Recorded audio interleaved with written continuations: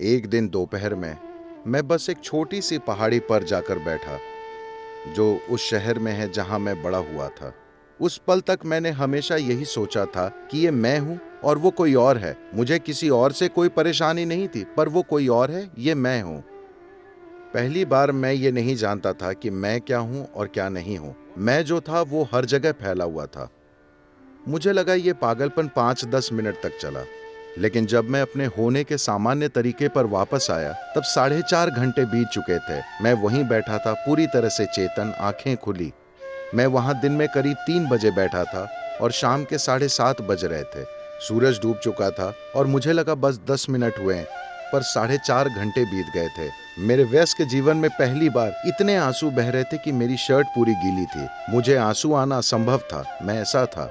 मैं हमेशा खुश रहा हूँ, ये मेरे लिए कभी मुद्दा नहीं रहा। मैं अपने काम में सफल था, मैं युवा था और कोई परेशानी नहीं थी। मैं खुश था, पर मुझ में एक अलग तरह के परम आनंद का विस्फोट हो रहा था, जो वर्णन से परे है। मेरे शरीर की हर कोशिका परम आनंद से सराबोर थी। मेरे पास कोई शब्द नहीं थे। जब मैंने अपना सिर हिलाया और अपने शक्की दिमाग से पूछने की कोशिश की कि मुझे हो क्या रहा है, तो मेरा दिमाग मुझे सिर्फ एक चीज बता पाया कि मैं कुछ बहुत अजीब कर रहा हूँ।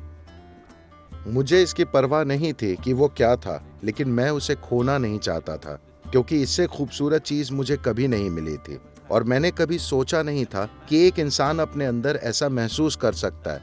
तो जब मैं अपने सबसे करीबी दोस्तों के पास गया और बताया कि मेरे साथ कुछ ऐसा हो रहा है, बातें करते करते मेरी आंखों में आंसू आ जाते और लोग कहते, क्या तुमने कुछ पिया था, कुछ खाया था, तुमने क्या किया था?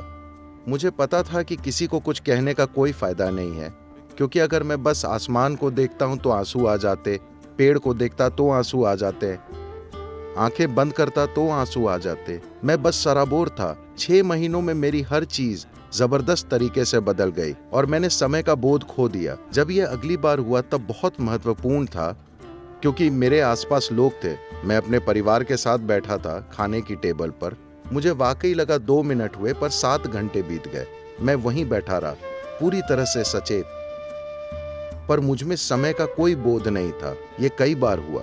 एक दिन मैं बस अपने खेत में बैठा था और मुझे लगा कि मैं 25-30 मिनट के लिए बैठा, लेकिन मैं 13 दिन तक बैठा था। तब तक भीड़ जमा हो गई। भारत ऐसा देश है कि मेरे आसपास बड़ी बड़ी मालाएं थीं। कोई पूछ रहा है कि उसका कारोबार कैसे चलाएं, कोई पूछ रहा है कि उसकी बेटी की शादी कब होगी। वो सारी बकवास जिससे मुझे नफरत थी, मेरे ही आसपास हो रही थी और मुझे वाकई लगा 25-30 मिनट हुए थे। पर वो लोग कह रहे थे, 13 दिन से ये बैठा है, ये समाधि में है, ये है, वो है। मैंने ये शब्द भी नहीं सुने थे। मैं यूरोपियन फिलॉसफी पढ़कर बड़ा हुआ था। कामू, काफका, दोस्तोव्स्की, आप उन्हें पढ़ते हैं अमेरिका में?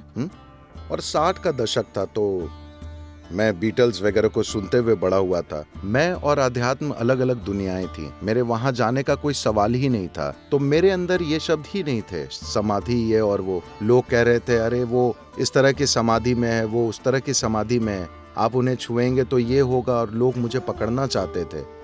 तो मैं बस यही कर सकता था। मैंने वो जगह छोड़ी और सफर पर निकल गया, सिर्फ इससे बचने के लिए, क्योंकि मैं समझ नहीं पाया कि मेरे आसपास क्या हो रहा है। मैं आपको ये कहानी इसलिए बता रहा हूँ क्योंकि ये हर इंसान के लिए संभव है। ये मेरी कामना और मेरा आशीर्वाद है कि ये आपके साथ होना चाहिए। चाहे आप माउंट एवरेस्ट पर चढ़ें या न चढ़ें, धरती के सबसे अमीर आदमी बने या न बने, इस धरती पर आपके जीवन का अनुभव अच्छा होना चाहिए। आपको आनंद में जीकर जाना चाहिए। ये हर इंसान के साथ होना चाहिए। हर कोई इसका अधिकारी है और हर किसी में ये काबिलियत है।